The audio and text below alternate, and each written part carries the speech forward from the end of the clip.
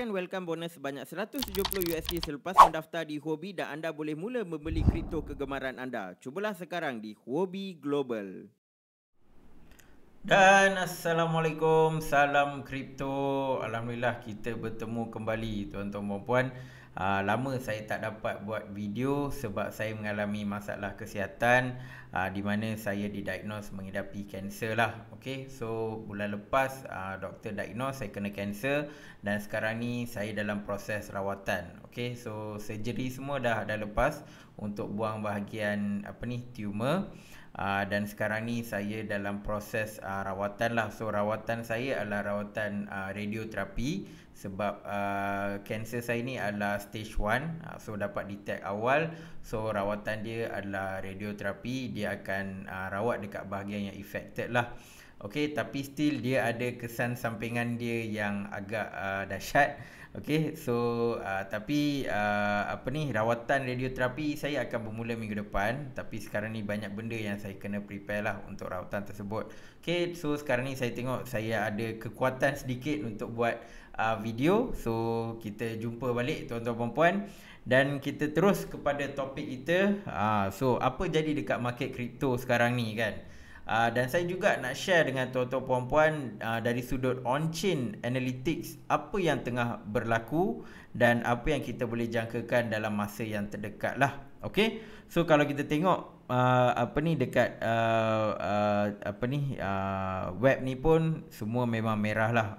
Semalam nampak macam tengah naik, hari ni dia kembali kepada warna merah. Jadi maksudnya the best are still controlling the market. Dia tak bagi harga Bitcoin dan juga kripto-kripto lain untuk naik. Okay, so first saya nak cerita tentang ni. So kalau dekat ini just saya share based on dalam Twitter ni. Kalau tengok number of address, Bitcoin address ni sejak tahun lepas. Okay, sejak tahun lepas yang warna oren ni, line oren ni adalah address baru untuk Bitcoin. Kalau kita tengok dia sentiasa bertambah, dia sentiasa naik walaupun harga Bitcoin dia turun, dia naik ataupun going sideways. Dalam case ni kita tengok seolah-olah sideways lah kan. Maksudnya dia dari 30k ke 60k. Tetapi address Bitcoin ni makin lama makin naik. So kalau kita tengok just this number, kita akan nampak okay, alhamdulillah, bagus, berita baik ni. Sebab apa? Sebab the number of address tu semakin meningkat. Tetapi saya nak share juga dengan tuan-tuan dan puan this part. Ini dia bagi tahu dengan lebih detail. Okay, Ecoinometrics. Diorang ni adalah Twitter tapi dia selalu share tentang on-chain analysis on Bitcoin dan juga kadang-kadang dia cerita pasal pasaran saham. Dia tak hanya fokus pada kripto tapi on the economics lah, which is very very good. So kalau tengok dekat sini dia kata the small fish, ni maksudnya pelabur-pelabur kecil tengah accumulate Bitcoin. Itu yang apa yang kita nampak dekat rajah yang pertama ni. Gambar pertama ni adalah bilangan address baru ataupun pembelian, ni bukan address baru, ataupun pembelian yang kurang daripada 1 BTC. So siapa-siapa yang beli kurang daripada 1 BTC dia letak dalam kategori small fish. Okay, so yang ni dia tengah naik. Dia tengah naik. Maksudnya pembelian Bitcoin dalam kadar kurang daripada 1 BTC sentiasa meningkat. Okay, ini sejak bila ni? 2020. Okey, sejak 2020 tapi akhir tahun 2020 lah. Okey, semakin meningkat. Tetapi yang bawah ni adalah jumlah 1k to 10k BTC. Dia detect based on setiap address tu ada berapa banyak Bitcoin. Dan address yang mempunyai bilangan 1000 ke 10,000 Bitcoin jumlah semakin meningkat. Dia peak pada sekitar awal 2021 bulan 1. Sejak tu dia semakin turun. Paling bawah dia turun adalah waktu yang dia drop ke 30,000. Waktu bulan 5, waktu raya tahun lepas kan. Waktu tu drop banyak dan lepas tu dia naik balik lah. Whale dia beli balik, tetapi mereka beli until the level 2.5%. Lepas tu turun naik, turun naik, turun naik.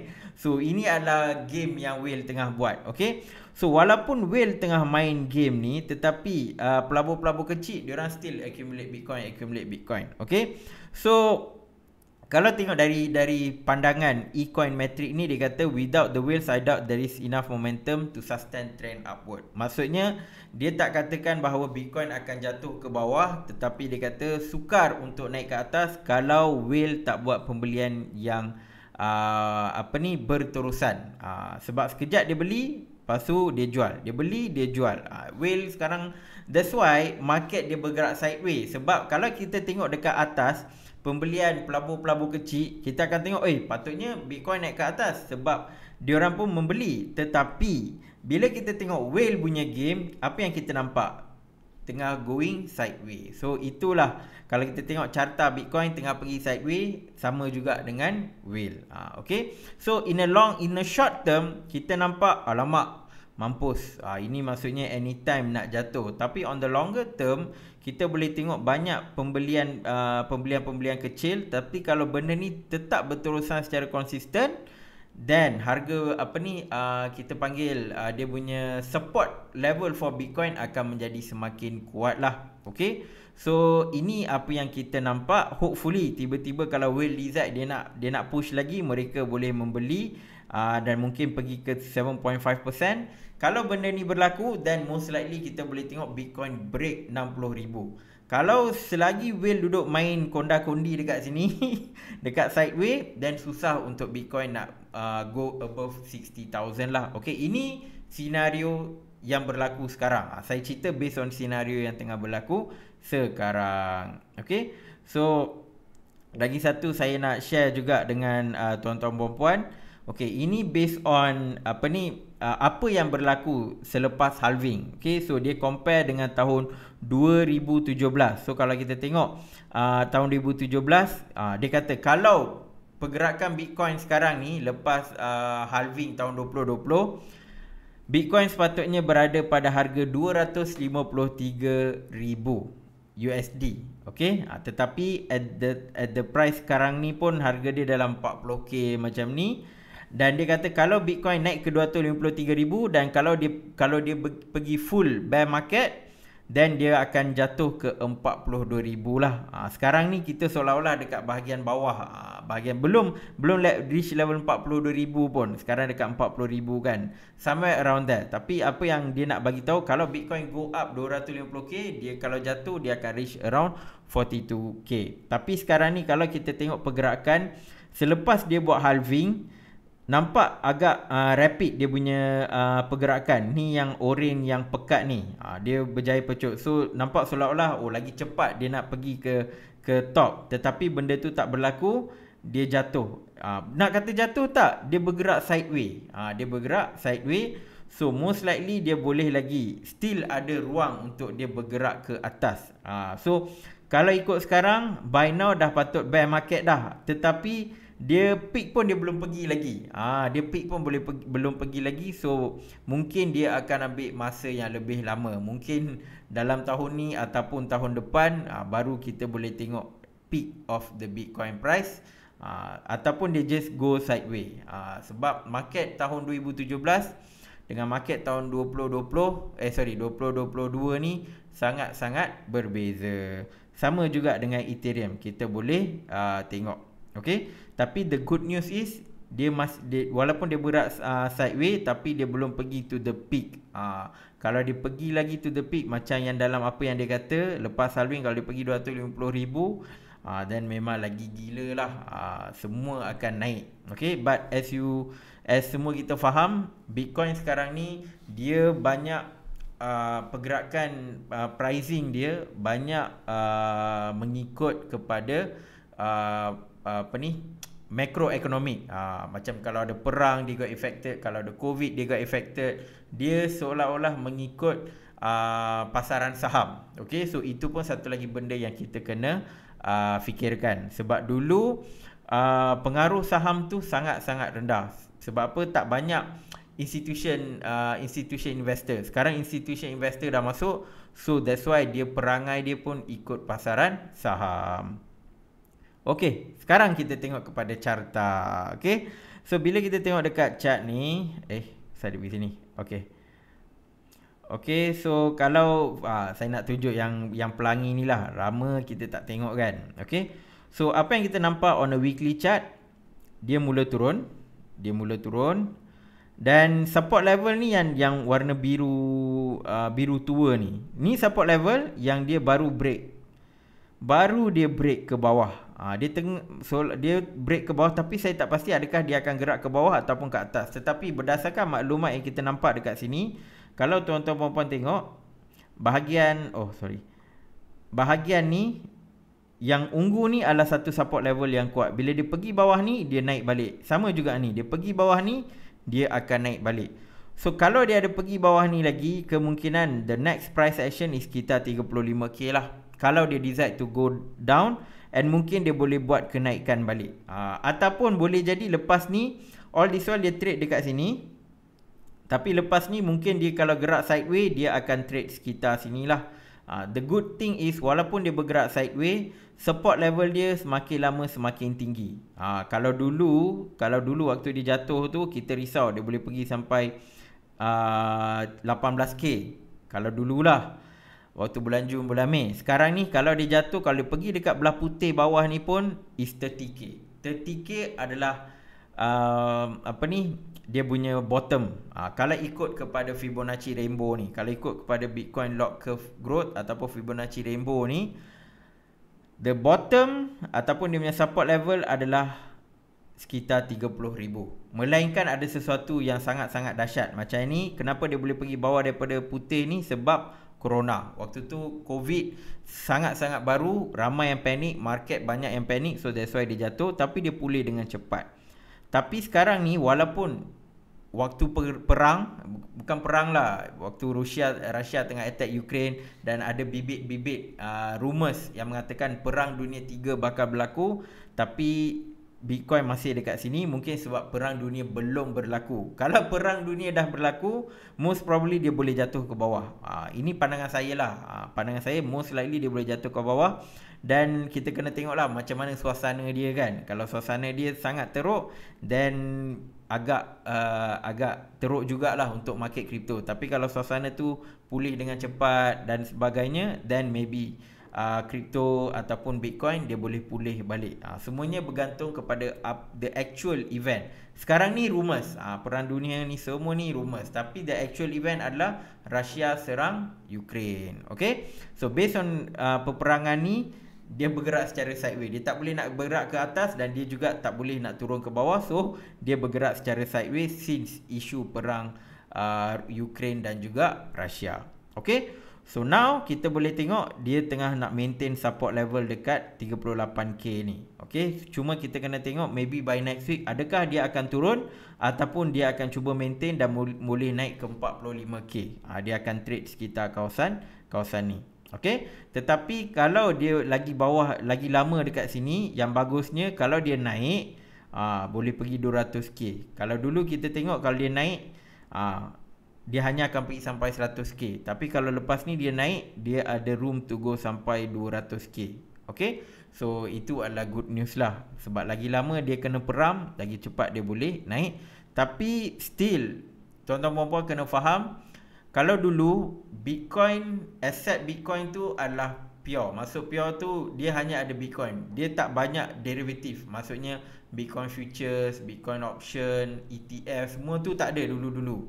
Sekarang benda-benda tu banyak dah ada. Jadi demand untuk Bitcoin ni, dia tak ada 100% masuk ke dalam spot market ataupun pada Bitcoin. Dia akan pergi kepada instrumen-instrumen yang dicipta oleh pihak-pihak tertentu lah, macam exchange ataupun bank. Benda tu tidak begitu baik sebenarnya. Okay, so itulah halangan on why Bitcoin tak dapat naik lagi tinggi. Itu adalah salah satu faktor. Okay, dan kita nak tengok Ethereum pula. So Ethereum pun lebih kurang sama, tapi Ethereum dia dah broke dia punya support level dekat 2600. Dia dah broke. Sekarang dia dekat dia dah pecahkan ni. Sekarang dia tengah menuju ke bawah.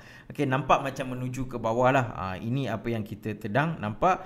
So Ethereum belum dapat buat dia punya kenaikan lagi, walaupun sekarang dah bulan 3, hopefully by bulan 6 dia boleh buat kenaikan sebab Ethereum 2.0 dijangka on bulan 6, tapi ada juga yang cakap dijangka takkan berlaku tahun ni. So Ethereum pun banyak rumours yang keluar regarding ETH 2.0, tapi saya harap by June, by bulan 6, developer Ethereum boleh keluarkan any news yang positif lah. Okay, sebab sekarang ni Ethereum ni tak ada apa-apa news daripada dia punya developer punya team buat masa sekarang. So hopefully nanti bila ada, dan kita boleh tengok sedikit kenaikan on the Ethereum lah. Tetapi still bergantung juga kepada apa yang berlaku di pasaran global dan juga geopolitik dan sebagainya. Sebab still kalau benda dari sudut geopolitik dan makroekonomi tak begitu stabil, dan susah juga untuk kripto nak naik. Okay,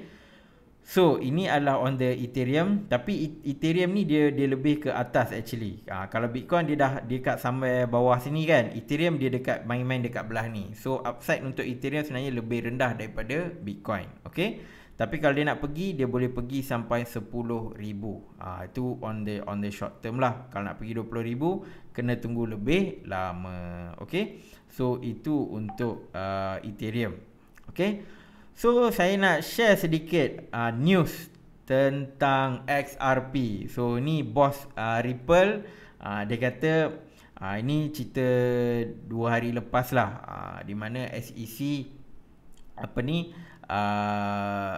kita faham Ripple sekarang ni tengah lawan dengan SEC di mahkamah, dan mahkamah memutuskan bahawa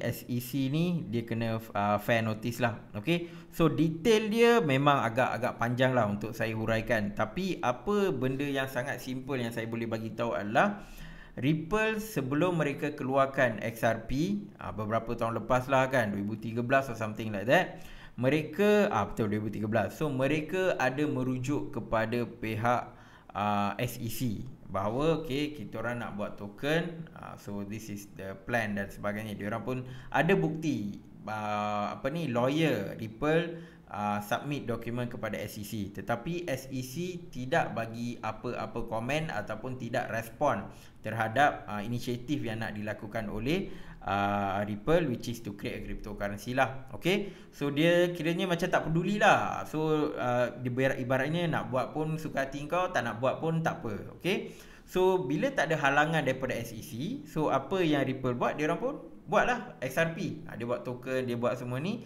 sampai tiba-tiba SEC serang dia orang. Serang kata benda ni tak sah dan sebagainya.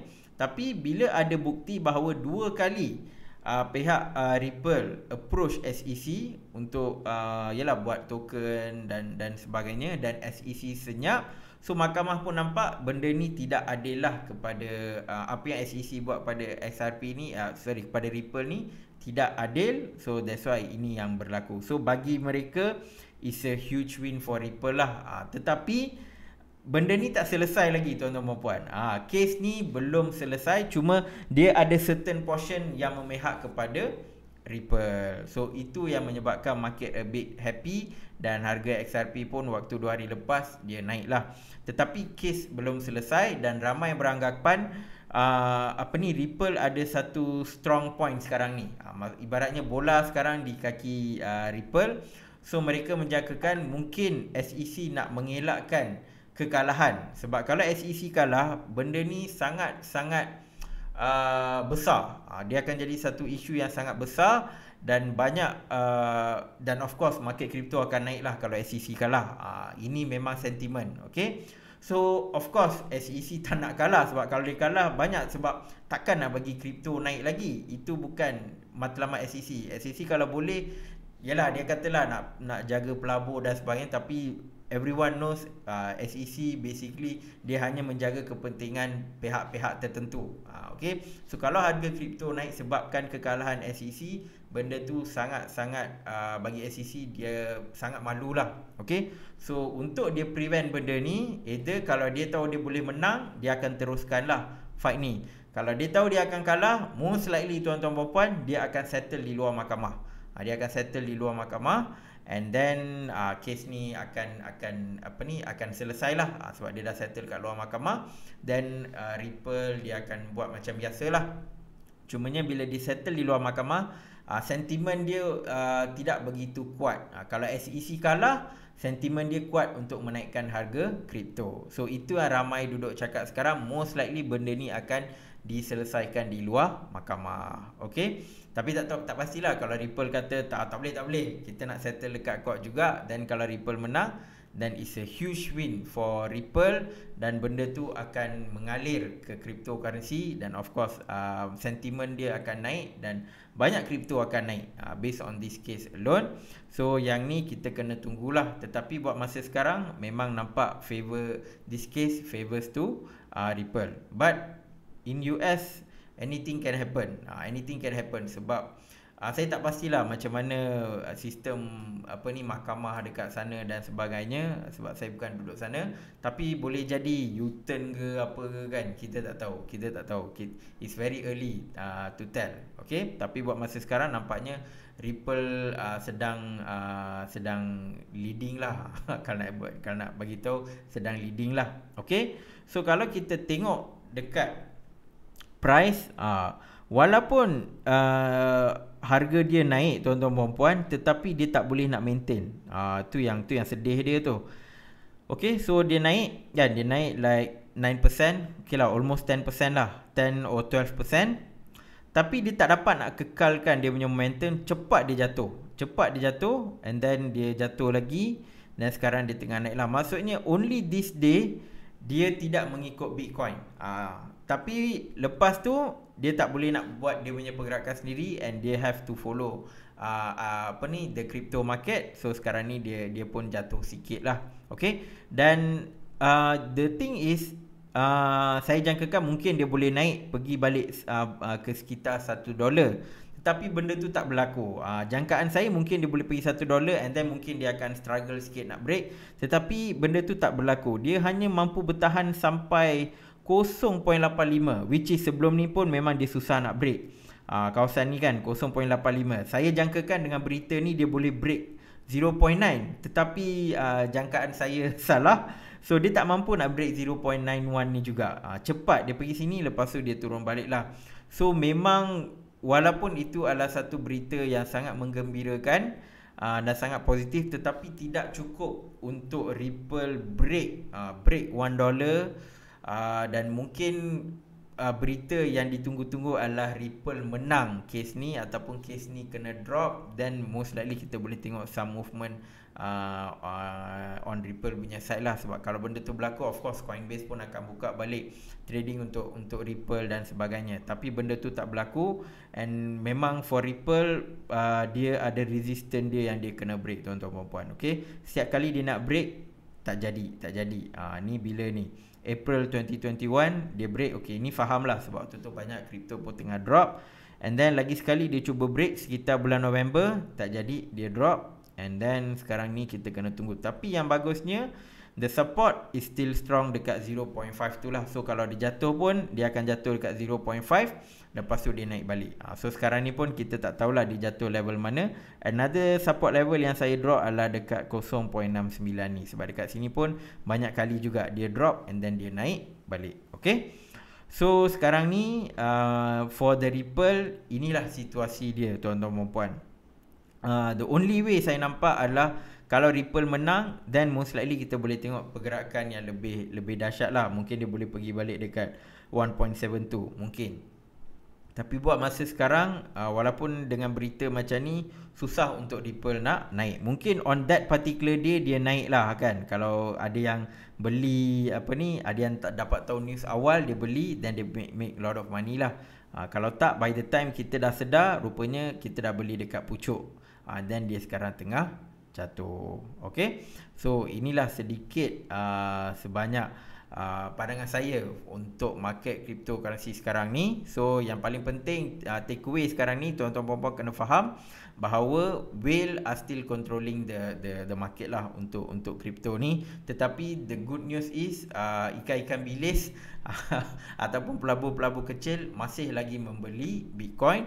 So itu adalah news yang sangat-sangat positif. Sebab apa? Sebab whale dia takkan jual selama-lamanya. Dia akan ada point yang mereka akan membelilah. Cuma Cumanya mungkin whale ni kalau banyak daripada institution investor, kita boleh faham kenapa dia tak nak beli banyak, sebab pasaran basically US sendiri dia almost akan ikut apa kerajaan US buat. Dan sekarang ni dengan pemerintahan US ni yang agak cacah marba dan sebagainya, so susah untuk sesiapa nak go all in untuk Bitcoin. Mungkin dia akan ambil masa yang dia akan ambil sedikit masa sebab nak tunggu apa US punya decision. Okay, sebab China semua dah faham dia memang anti crypto, Russia dia mula going towards crypto, US masih ding dong. Okay, so kalau ada satu benda clear cut, then most likely akan naiklah the cryptocurrency punya price. Tapi apapun, we need to wait until the war ataupun perang dekat Ukraine Russia ni ada some sort of conclusion. Okay, until then market akan bergerak sideways. Sebab apa? Sebab banyak benda yang uncertain. Okay, so ini adalah pandangan saya lah. Maybe pada bulan April bila keadaan dah jadi semakin okay, then kita boleh tengok pergerakan Bitcoin naik ke atas. Okay, so itu saja sedikit sebanyak pandangan saya on this cryptocurrency market. InsyaAllah kita akan buat technical analysis juga esok. This one kita akan pergi more detail lah on the daily chart, hourly chart. Then that time kita nak tengok apakah in the short term, apakah pergerakan yang akan ditunjukkan oleh Bitcoin, Ethereum dan juga altcoin yang lain. Okay, so itu saja daripada saya. InsyaAllah kita akan jumpa di dalam video yang akan datang. Assalamualaikum dan salam kripto.